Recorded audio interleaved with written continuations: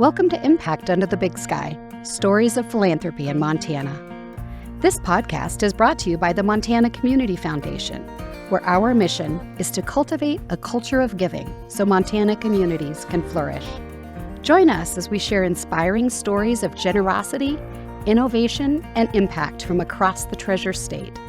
From rural towns to bustling cities, we'll explore how philanthropy is shaping Montana's future. One gift, one grant, and one story at a time.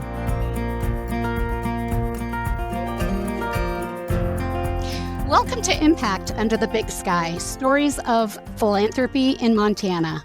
I'm Mary Rutherford, President and CEO of the Montana Community Foundation. This broadcast is produced by the Montana Community Foundation, where we will share great stories that will inspire giving to help shape Montana's future. Today's podcast, we have some excellent friends with us today, sharing what creating a legacy means. We'll hear personal experiences in creating a legacy, impacts it's had on the things that we care about, and we'll break down the myths and why a legacy matters. Today, we're joined by three of our very most special friends, Dale Woolheiser, Sheila Rice, and Dan McLean.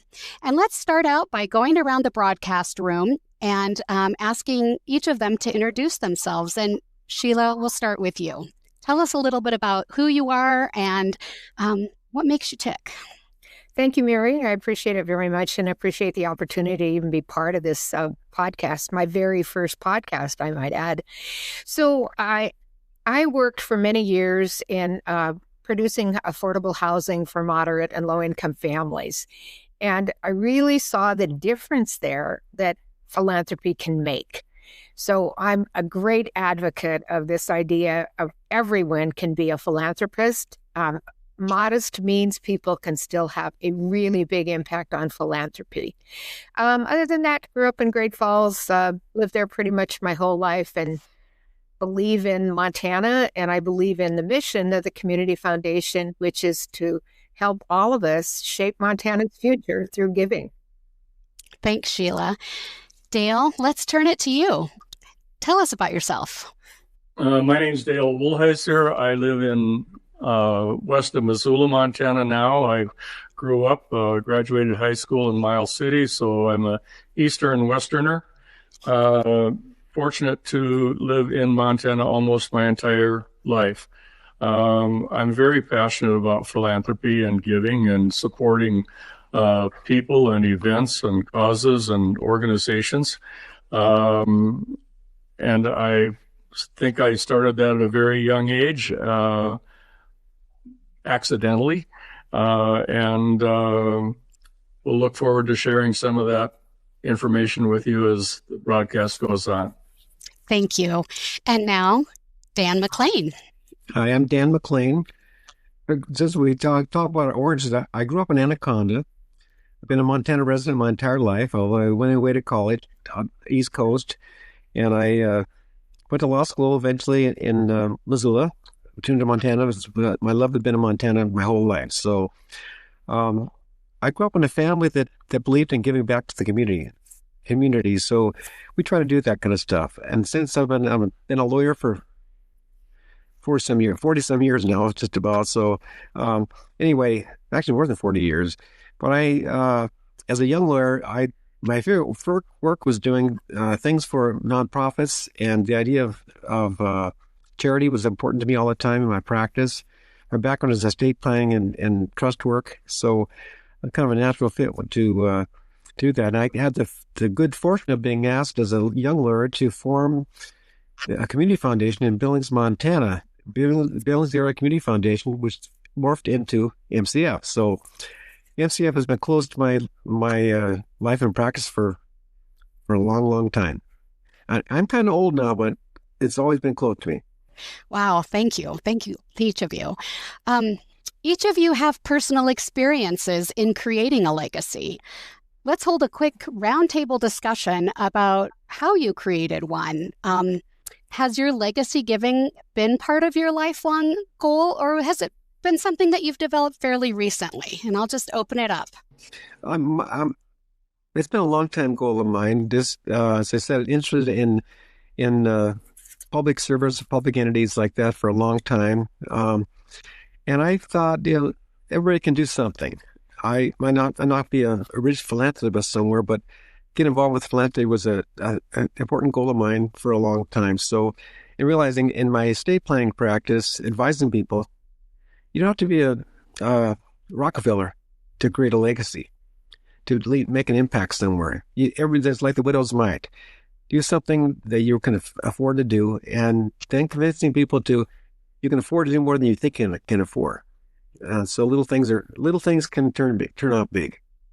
Thank you. Sheila, how about you? I think the first endowment gift I made was to the Great Falls Symphony Association. And what really motivated me was the Montana Endowment Tax Credit. We have a wonderful tool in Montana to help people build endowments and help people give to endowments. And I remember, being a pretty young person and not having a lot of money, raising a family. And I was able to give a single premium life insurance policy. So it just worked really successfully for me. And then you kind of get excited and say, well, how else can we do this? And who else can we build an endowment for? That's so cool. Now, Dale, maybe you can tell us a little bit about your legacy giving and whether that was fairly recently or something that started longer ago, and maybe talk a little bit about the things that you love to support. How much time do we have? I'll tell you, I started giving, but not legacy giving, when I was about must have been the first or second grade. I was at the West Side School in Livingston, Montana, and next door to the school was a little grocery store, and the grocery store had these little placards on there. When I went in one day, I went in to buy some penny candy, and it had these dimes in the slots. And so I looked at that, and it said March of Dimes, and it was a fight against polio. My mother had polio, and so she drug a foot for her entire life. And I guess I related to the cause immediately, and that was what brought me into the philanthropic field. I went home and I got all of my dimes, and I took them down and I gave them to the grocer, and then I asked him if he had any more cards, and I went door to door asking people to put dimes in the cards, and so that was where I got my start philanthropically. And I guess I didn't know anything about legacy giving. That was way I didn't know what a legacy was in the first or second grade. But when I got to legacy giving, I'm going to say it was a result of a couple of things. One was my involvement with Big Brothers and Sisters. I was on the board there. We started an endowment, and we asked people, to give to that endowment to support that particular cause. Then I was involved with the Celebrate 2000 process, which was put together by the Missoulian in our town, and which ultimately formed the Community Foundation here in Missoula. And then I was really educated by the Montana Community Foundation, who basically was our absolute go-to source for information on how to make legacy gifts. And I, too, started with a paid-up life insurance policy like Sheila did. I am so tickled to hear that, Sheila. I thought I was the only person on earth that had ever gone through that particular phase. So that was my initial foray in the tax credits and stuff, and that's where my learning curve took off. That's incredible. Dan, I know over the years you worked with a lot of clients where you helped them think about their legacies and create legacies that will last far beyond folks' lifetime. Can you maybe share, some of the process work that you did in terms of working with the Montana Community Foundation or other organizations to help your clients leave legacies in Montana, or maybe things that you want to think about relative to your own situation? Sure. Well, it's part of my practice as well. I got involved with the Governor's Task Force on Endowed Philanthropy.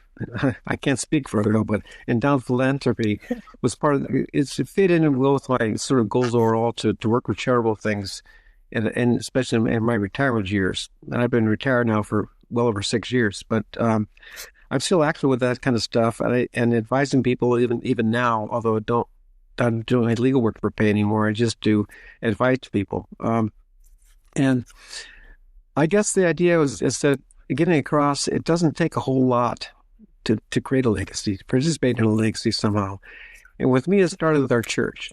I inherited a small IRA from my father. There were 7 children in the family, so his IRA was spread out pretty thin. But with $27,000 was my share, and one day it's in church, they're raising money for a new building, sort of need an endowment kind of stuff to create a fund to put up a new building. And so, it dawned on me, wait, if there's money here that wasn't mine, I inherited this. And so I decided now, instead of just giving things a little once in a while somewhere, let's give bigger gifts. And so I would withdraw my retirement required minimum distribution and then reinvest it. And I said, that's real fine. With that $27,000, over a period of years, we gave away $75,000 with the same fund, because that's the beauty of compound growth without taxes. So worked very well. And I also worked on the legislation for the endowment tax credit, so I was familiar with that. So advising clients that way is pretty easy to I guess advise people that way. It's to save money. You still have to be charitable. You don't make money making charitable gifts, but you can make it real cheap. You can do it inexpensively. You can do a lot more with less, and to do so. And so that's big impact. And so advising people that way and encouraging people to do it just made a lot of sense. My favorite clients at the time were people who like me, don't believe in inherited wealth. I was an estate planner, help people do that to pass on, but I don't believe in inherited wealth for individuals.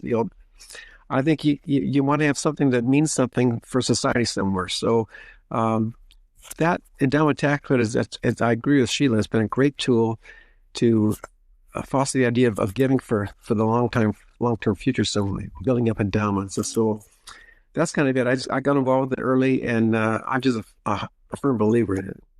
Well, each of you have been incredible advocates for endowed philanthropy and legacy giving. You talked about that in your introductions. Sheila, I'm thinking a lot about the work that you do that you've done over your lifetime in housing, and thinking about the work that you've done to inspire other people to also be generous. And I'm wondering if you'd like to maybe share with us some of the stories, or a story about lessons learned as you've helped people think about their legacies, and maybe things that you've witnessed relative to gifts that have impacted others, and maybe any stories of inspiration that you can think of. And Dan and Dale, I'm going to ask you next, but Sheila, you're on the hot seat at this moment. What can you share? Well, at NeighborWorks Great Falls, we were left a very small, actually it wasn't we were left, but we were given gifts in honor of a longtime board chair. And maybe it was like $3,000. And this board chair and I had talked before about we should start an endowment. So when he passed away, excuse me for getting emotional, when he passed away, I thought, okay, he's telling me start the endowment. So from $3,000 took 12 years. That's a $3 million endowment today. And why did people give? Well, certainly in honor of Frank Shaw, but also because, and I think this is a really important point, we painted this picture of the future. So if we could get that endowment to $2.5 million, we could assure that we had 100 home buyers every single year. forever. And I think that's the power of an endowment, and the philanthropy that supports an endowment is to be able to say, this is forever. It never goes away. And that's a very compelling story, I think, that we need to tell more of, in terms of, you can make a gift, but you can also make a philanthropic gift and leave a legacy that will endure forever. Oh, Sheila, I don't know that I knew Frank Shaw's name, and I wrote it down because I'm going to learn more about Frank, and that was a beautiful way to honor him. Dale, you've been tell us about your experiences. Well, I'm a financial advisor, or a retired financial advisor. I spent most of my years with D.A. Davidson and then with Merrill Lynch and Union Bank of Switzerland, UBS. And I always felt that, I got to the point where I felt that not discussing philanthropy with my clients was malpractice. I really felt that I was not doing them a service if I dealt with their money, I dealt with their finances. Ultimately, all of us die. What do we want to leave behind, or do we want to leave anything behind? And I think where it became really true to form, and where it really hit home, was a client named Jack, who had been a client of mine for years, and he had a substantial position in ExxonMobil stock, and about $425,000. And the stock at that point in time paid about a 3 or 3.5% dividend. So he was getting $15,000 a year or something like that from the income from that the dividends from that. And he was getting to a point in his life where he needed more than that, but he didn't want to incur the tax gains, and he didn't want to do this and that. And so the Montana Community Foundation, I sat down with them to discuss how to do a charitable remainder trust at that point in time for him. And what we did was we put the $425,000 worth of Exxon stock into the charitable remainder trust, and Jack got significant tax benefits for doing that. He also started to generate an income stream that was, it went from $15,000 a year to, I'm going to say it had to be $45,000 or $50,000 a year for him. And then at the end, because Jack was philanthropic and he had organizations that he liked, he gave money to the Humane Society of Missoula, Montana. He gave money to a environmental firm out of Sun Valley. He gave money to the University of Montana, especially for their Irish Studies program. And he gave money to the Community Foundation because it helped him to do all of this, and made such a huge, he needed income. He didn't need assets at that point in his life. It was huge benefit to learn about the endowment tax credit, the tax repercussions. Mm-hmm. It was a huge learning curve for me, and it really made a difference in the way I did my business going forward and ran my life.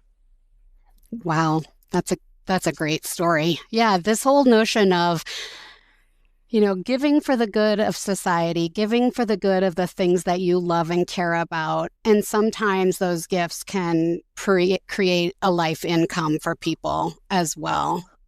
I call that doing well by doing good. There you go. And there can be so much flexibility in that kind of giving. Now, one of the things that we talk a lot about is that philanthropy can be a family experience. It can be a way for multiple generations to learn what it means to care about your community. Dale, I loved how you talked about your mom and the March of Dimes, and how, just being aware of, this notion of eradicating polio and how you can help be part of something bigger than yourself. You've all talked about the endowment tax credit and, the governor's commission on endowments and philanthropy. When you think about all of those topics, whether it's a direct impact on the person themselves or the organizations that they love and support, or, just the financial benefit, I think one of the things that one time Dale had said to me is once somebody makes a planned gift and they understand how it works, they're likely continuing that on and on and on. Maybe Dan, starting with you, anything you want to share about the benefits of planned gifts and the tax credit or beneficiaries or flexibility that comes to mind for you? Or I can open it up, however you want to do it. Sure. That's, I guess the benefit of planned gifts is I don't look at it in terms of the benefit primarily to the person making the gift, although it makes it easier, as I said earlier. It enables you to have an impact in a large way for causes you believe in, for things you want to see happen in society that you want to help the community with. Community, I mean, with all of Montana and various aspects, nonprofits around. So the benefit is primarily there, but you can do it. It just with the endowment tax credit, it makes it so easy to do. And certain rules you have to follow, but they're not burdensome. As Ideal said too, it becomes a habit. It becomes done. One of my favorite stories was it was in Helena, a lady who benefited the hospital at St. Peter's Hospital Foundation. I used to be on the board there now, and she was she loved annuities, gift annuities. And so she didn't need much cash flow, but she'd make a donation with the gift annuity and take the income back. She had so much fun because she's getting pretty old, so she got a high interest rate return, and so Ben can invest with. And so, but she took the earnings from that she needed for cash flow, and would buy another one. So it was just on top. By the time she died, she didn't have any assets. Her estate was probably nothing, but it was all in rolling annuities going that way. And she had so much fun doing it. She was like, this is so much fun. So the benefit, you get the joy of giving. It's kind of like the Bible said that the Lord loves a faithful giver. You bless givers. Well, it's kind of fun. And with us, with Marcy and me, it was fun because it would start with our church, the deal like that. It was the money that I didn't earn. It's just the free pot of money there. It's so much fun doing that kind of stuff, making bigger gifts to things that we liked, particularly our church at that time. It was fun. That was a legacy of my parents. It came from my dad, so it's a way to honor my parents. Say, okay. And she was the same thing with her small IRA she got from her mother. Instead of turning that over to our kids somewhere, we did the same sort of thing, gifts with that to charity, because it's like, this is for them. This honors them to use that money that we didn't need it, but we needed to honor them. I felt that way. So that's the benefit. You get to participate in something that's fun. You feel like Santa Claus sometimes. I don't need accolades or praise for this stuff. That's not the idea. It just feels good. It feels good to make an impact somewhere. That's awesome. I think the economists call that the warm glow of giving. At least that's what I learned in grad school. Yeah. All right. Sheila, what about you? What comes to your mind? Well, I think an important piece of giving is to think of our estate, which naturally we tend to leave to our heirs. It's like, well, let's add one more heir, and that would be our community or our state. So instead of, in my case, where you have everything split 3 ways, let's split that 4 ways. And let's say that fourth entity is someone we love. That's awesome. Dale, what do you think? I tell the story, and this will take a second, of me being a 2-time loser, which most of the people on this call already know, but I lost the state wrestling championship twice. Once to a kid from Anaconda, Dan. Anyway, and the second time I lost it, I was the favorite. I was the guy who was supposed to win it. And I took it poorly. I turned into a real bad person for a couple months, and I did not treat other people nicely, and I was rude, and it was all about me. And I sat at the breakfast table one day. My grandmother came in, and she looked at me. She said, "You know, Butch, a girl from Plevna won the state beef cook-off." Oh, my father looked at her and said, "Oh, for crying out loud, Grandma, you cannot compare the state beef cook-off with the state wrestling championship." And it was a bells and whistles moment in my life, because you can. It was every bit as important to that girl, and it was every bit as devastating for whoever took second as my event was for me. And I thought at that instant that I would start looking through other people's eyes to see what was important to them, which brings me to the community foundation concept. The community foundation concept helps people give to causes that they want to give to. That is, there are no bad causes. We help people give to people who care, to give to causes that matter. And everybody has a different idea of what those causes are. They could be a carousel, it could be a symphony, it could be the food bank, it could be, curing polio. Nobody's wrong, everybody's different. And I just think that it's so important to start the planning process, to talk to the people maybe at the community foundation, and talk to people such as Dan McLean at their lawyer, their attorney, and do a will and talk about beneficiaries that are the IRA beneficiaries. It's really interesting. I was in the insurance business before I became a financial advisor, before I became a stockbroker. And I had a book, and in the book, it showed people who died without wills. And one of the ones that struck me very importantly was Walt Disney. Walt Disney died with a estate of $20 or $30 million, and he didn't have a will when he died. Well, at that point in time, the government took a whole bunch of it. He didn't do any planning, but I will guarantee you that he would much rather have given that money to his favorite cause, to his favorite organization, or to his favorite charity than give it to the government at that point in time.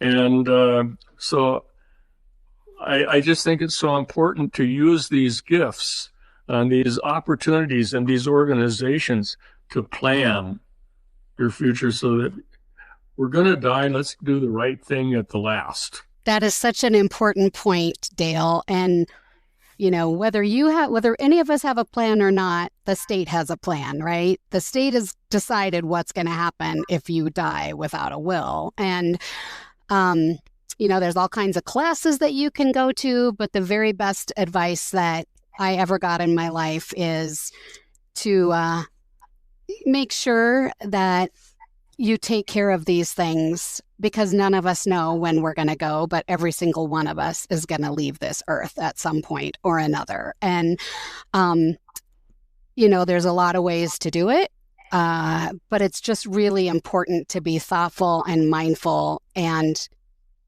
make the decision-making easier for the people who are left behind after you're gone by doing it right. And my opinion is always to make sure that you use a professional to help you create that will and estate plan.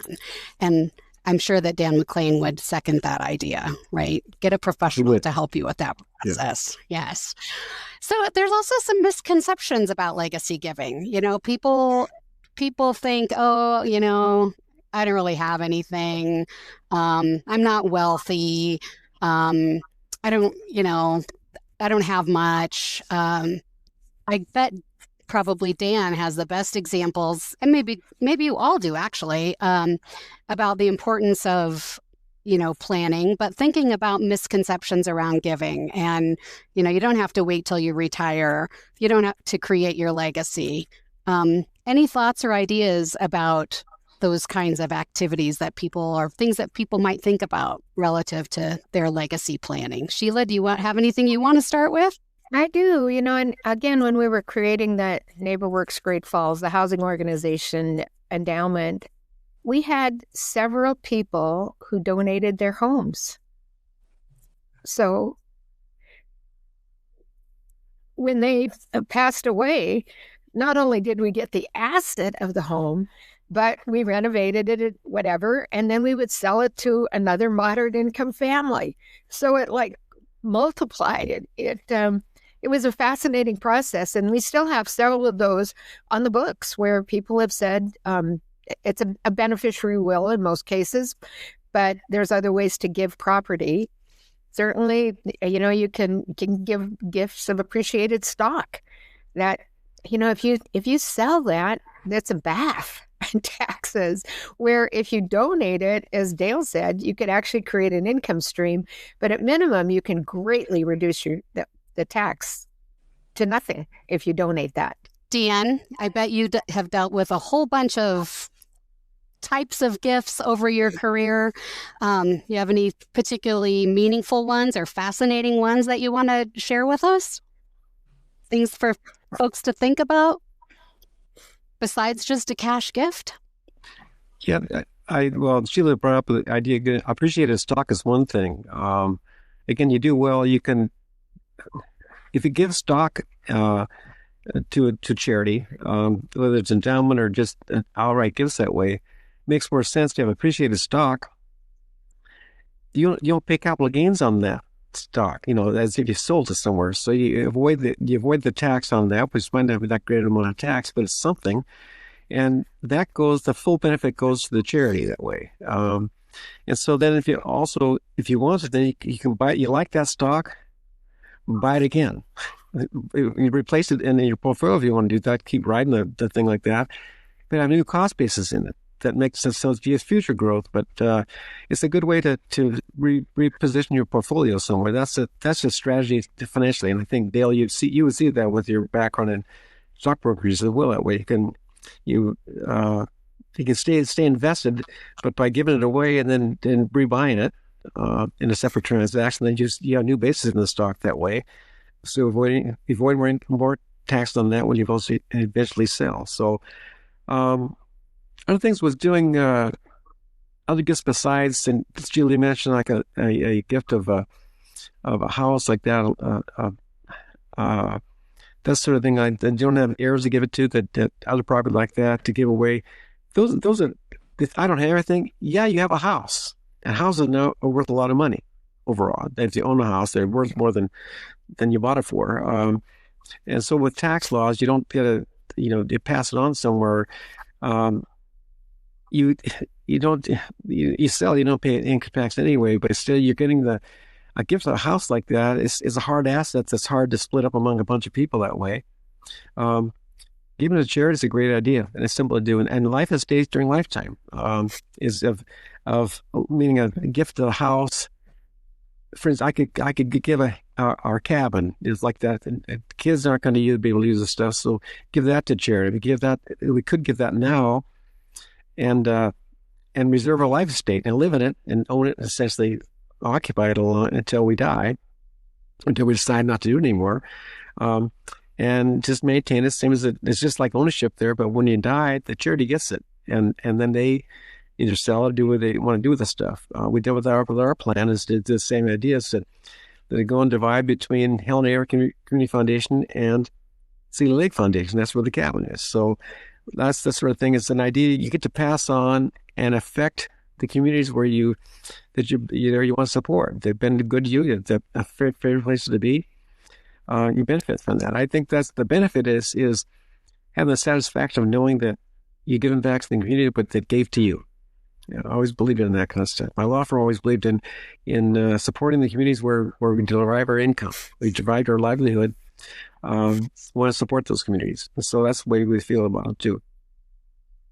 That's great. Easy gifts too. Life insurance as well as a paid up life insurance policy are a wonderful thing like that. It doesn't really cost you anything. It's just you're not using that life insurance until you die, and then if you don't need the life insurance to cover debts or whatever you're doing with it, give that away. And what a great thing to do. A paid up policy, especially, that's nice. That's big money goes to charity. That's easy to do. Dale, I know that you've worked on some pretty complex arrangements with some of your clients. Does anything come to your mind when you're thinking about these unique gift types? Yeah, the first thing that you have to do to find a unique gift type is, as a financial planner, and I'm sure as Dan would do in his practices, when you find out that the person does have some philanthropic goals or may have some philanthropic goals, is to take an inventory of their assets. And once you take an inventory of your assets, you may find out, as I did in one instance, find out that they owned a vacant lot in Santa Barbara, California, and it was worth quite a bit of money. And they were absolutely at wit's end because they had to take care of it. There were covenants involved in the community. They had to mow the lawn. They had to take care of it. They had to make sure that it was cleaned and nobody parked their cars in front of it and crap. And they were paying taxes on it every year and they were getting zero income. And I said, well, you think you could ever give it away? It was just like light bulbs went off or turned on, excuse me. And there are just so many things that can be done by the average individual. I mean, maybe they weren't quite average, but everybody can be a philanthropist in one form or another. You've got time, you've got talent, you've got treasure. Everybody can give something away at the philanthropic, but if you really want to get serious about supporting something that you care about, love, people that you care about, love, community that you care about, love, talk to somebody, just start a conversation somewhere with your accountant, with your attorney, with your financial planner, with the people from the Montana Community Foundation. And you would be surprised at some of the things that you can do that you never dreamed you could do. You know, one of the things that we talked about a few times was legacy and leaving your legacy. And, there's other ways to leave a legacy or to share a legacy. And one of the examples that comes to my mind is we worked with the parents of Landon Hull, who was a young man who died far too soon in life. I believe he was in his 20s. And this family, much like what Sheila was talking about when she was talking about Frank Shaw, this family decided that they wanted to make sure that Landon was memorialized, and they created the Landon Hull Memorial Fund to make sure that his legacy lives on, a way to help alleviate some of the mental health crisis that we have in our state and provide funding. It's a scholarship that provides funding for people who are going into the mental health field in honor of their son. And so, your legacy is what we leave after we're gone. And the legacy can also be how we remember people who were here that we loved and cared about. We kind of feel at the Montana Community Foundation like we have this sense of urgency. We're going through this incredible transfer of wealth that's occurring across the United States and is occurring here in Montana as well. And we see that communities across our state, whether that's a geographic community or a type of population, they're changing. And much like what happened in Butte and Anaconda in the early days, where the copper barons came in and a lot of that money left our state.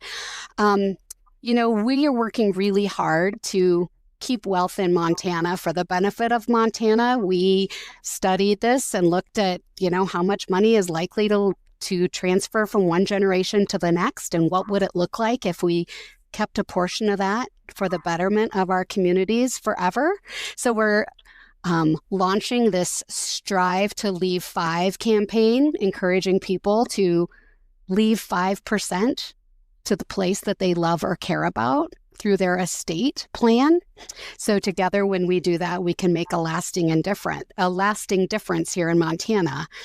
And so legacy is just one more way that we think about ensuring that wealth and the money we have and the money we made here stays here for the things that we care about. Local community foundations are doing that work across our state. I know that each of you has been involved in your respective local community foundation. I think I saw something recently. There's some new scholarships that have been established. We award about $1 million a year in scholarships to support students seeking education, whether it's a trade school or a 4-year degree. We have funds that exist to benefit specific areas. The Anthony Fund down in the Gallatin Valley, we just awarded $175,000 out of that permanent endowment that was created to help with conservation efforts in the Gallatin Valley, a place that was close to Chuck's heart, from ranching to skiing and other areas down in the Gallatin Valley. So thoughts about leaving 5 and the concept of leaving 5, open it up to any of you to think about, what does that look like in our communities? So one of the things that I like to think about, Mary, when we talk about the strive for 5, I think 5 is modest, and many people could do more than that. But if everybody left 5, if half the people left 5, it would make such a huge difference to the future of Montana. But I like to talk about, if you don't know where to give, if it's that long list of charities, don't make that decision. Just give it to your local community foundation or give it to the Montana Area Community Foundation, because they will be around in 100 years, in 50 years, to use it the best way. What will be needed in 50 years, we don't know. But the community foundations, Montana and the local community foundations, they'll know. So it's like an easy gift to make that's the future's taken care of. That's an excellent point, a very excellent point, Sheila. The idea is, one thing I was counseling people about, don't try to reach out from the grave for too long. That's a little narcissistic thing. You should be controlling things from the grave after a while. But to make a gift that's flexible, a gift that goes to like an organization like the MCF or local, like I said, the local area foundations, your community foundations in your city or town, those, and leave it to the judgment of the people at the time, 100 years from now or 50 years from now, about what's important to do. So leave it to them and leave them the discretion how to handle the stuff. And that's a simple thing to do. Give it to the organization, and for the best purpose, best uses at the time it's going to be applied. Because you can't see forever into the future. You can't project what's going on now. I mean, think of 100 years ago, 1926. That's before the Great Depression, but 1926. What could they know then? Well, we're looking at 2026. They have no idea. The whole world's different. So you made an excellent point about that, Sheila. And you want to have an impact to your communities. You want to have an impact on things you care about, but don't try to micromanage that kind of stuff. Make the gift. Know you benefited the current stuff and for the future. With endowment kind of gifts, they affect the future a long time. They affect organizations and, to address needs that come up that we don't even know about. Wow. Dale, what do you have to bring us? Well, one of the things that I would like people to think about when it comes to their legacy giving is not just where their money is going to go to, where did their money come from?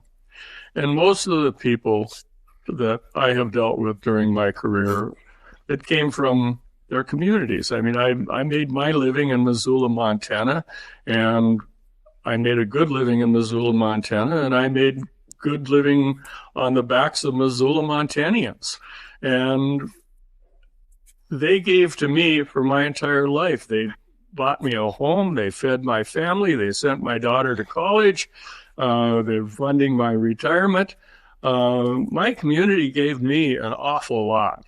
And I think it's okay that when I leave something behind. I think it's not a nice thing to do. It's almost an obligation as far as I am concerned. And as far as leaving a lasting legacy, I can think of no better way than making a permanent endowment, be that through my will, through my IRA, through my planned gifts that I've done.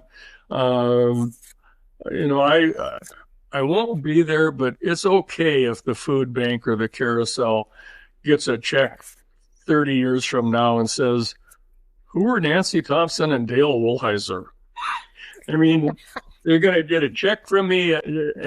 I guess it doesn't matter that they know my name, but at least I'm a question mark in somebody's eyes at that point in time. I think it's important that we give back to from whence it came sometimes. Well, thank you. Today we've been talking about leaving a lasting legacy. And I especially want to thank our guests for the thoughtful discussion and everything that they've contributed to our time together today. Sheila Rice, Dale Woolheiser, and Dan McLean have just been incredible participants. Sheila, your very first podcast. Now you're a old hand at this, so you can just keep doing these. You've all provided incredible insights to this great topic. What's your legacy for Montana? Those of you listening to our podcast today, thinking about that, what is your legacy? Let us help you create it. We're here to help you. For more information on creating a legacy, you can visit our website, which is mtcf.org, or follow us on social media, or just give us a call. If you go to our website, you can see all these smiling faces of our team members. We'd all be happy to help you, or give us a call on our regular direct line. Thank you all for listening to our podcast today and being part of our giving community. Through your support, we help you shape Montana's future. We hope this episode inspires you to stay tuned for more. Thank you. Thank you for listening to Impact Under the Big Sky, Stories of Philanthropy in Montana, a podcast from the Montana Community Foundation. This has been a Social Flicks podcast studio production, and our podcast was written and produced by Rebecca Connors. A video version of this podcast is available on MCF's YouTube channel and on our website at mtcf.org. Stay connected with MCF by following @Montana Community Foundation on Instagram, Facebook, and YouTube. Special thanks to our listeners and supporters for helping us share the stories that impact our community. Join us next time as we continue to explore the heart of philanthropy in Montana.